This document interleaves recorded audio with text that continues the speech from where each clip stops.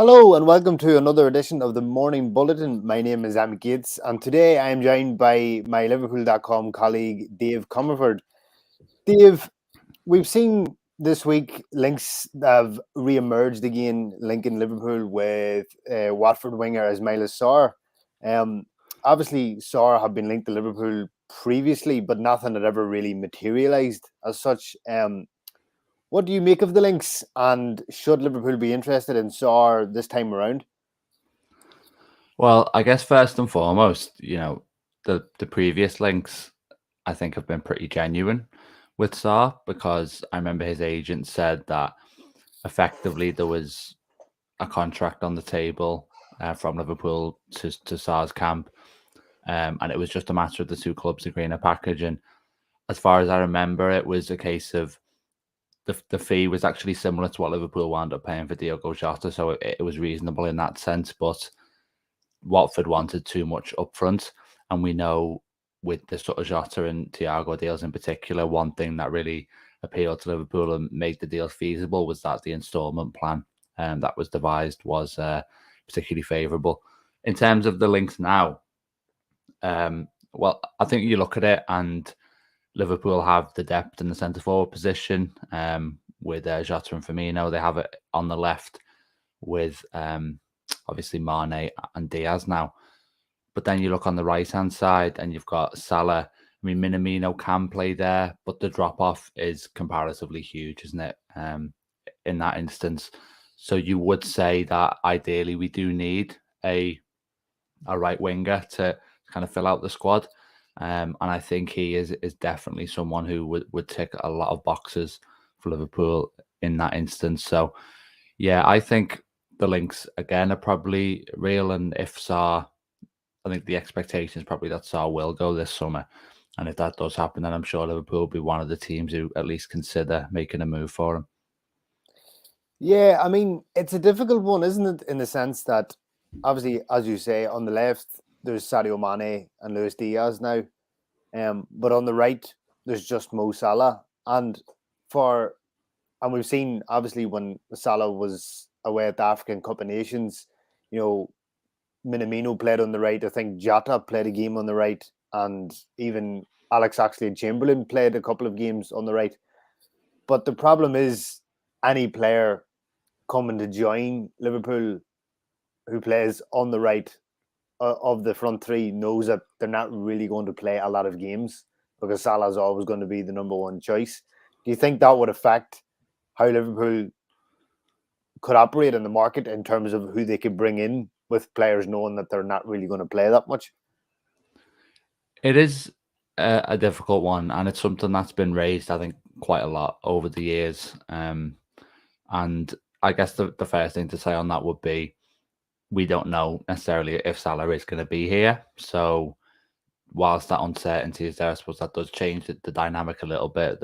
Especially if it's a fairly young player like Sarr, thinking, could they be kind of a successor almost, especially given his quality as well. What I would say though is that if you look at the areas where we have improved our depth, so centre back, Kanate came in. He knows realistically that he's behind Van Dijk and Matip in the pecking order, but because he's young, he's sort of maybe thinking long term and also thinking that he can force his way in there. We've obviously brought Thiago in a midfield. He's not going to necessarily play every game.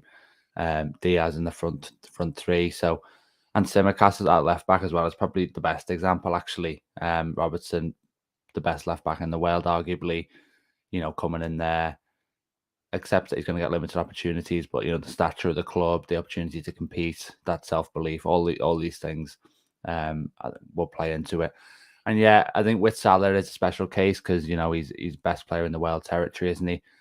But that's the challenge, and that sort of comes with the territory. And I think Liverpool still have to be ambitious and just hope that the players are still hungry. And there's also an element here of maybe get someone who can cover a couple of positions, and then they know that they're not just going to be confined to playing that right wing role. Whether Sarr could do that, I'm not sure. Maybe it'd be a case of molding him to do so. But yeah, I think that could potentially be a way around it. But you are right; it is a particular challenge in the case of Salah. But I do think in other instances we've seen that Liverpool do still have that draw, even when there's pretty daunting competition already established.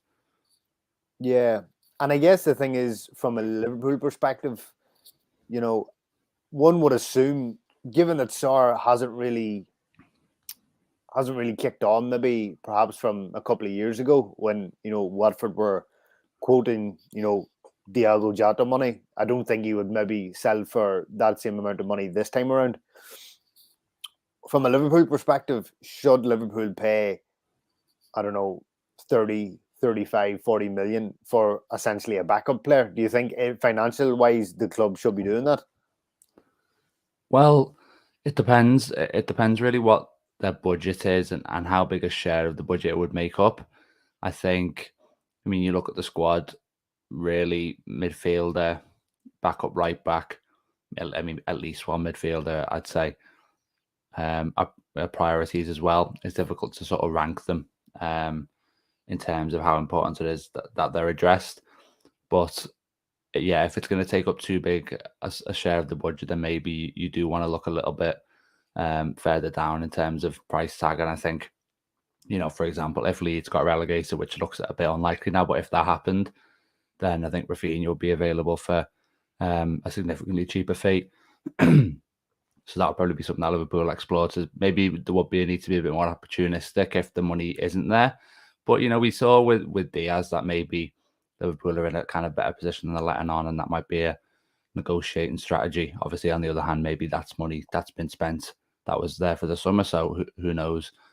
But I mean, personally, I would say that Sarr is worth that amount. You mentioned that he hasn't really kicked on, which, in terms of maybe his output, he is kind of on a similar level to what we saw a couple of years ago. But I do think it's worth sort of stressing that he's playing for a really poor side, and he was playing for a really poor side last time as well.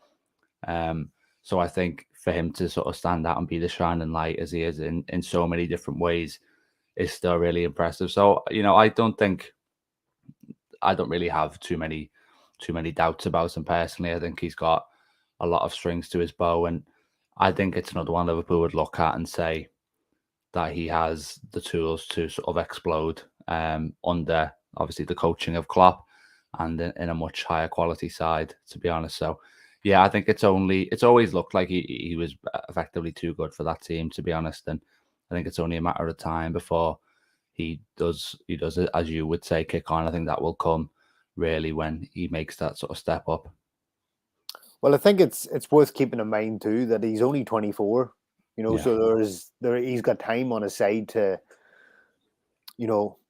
improve and really kick on, and that could happen if he arrived at Liverpool. Obviously, Jurgen Klopp has a great track record of working with younger players and molding them and improving them. So I mean, there is definitely time on Sarr's side, but I guess a lot of it kind of depends on the summer situation with the front three, the long established front three now.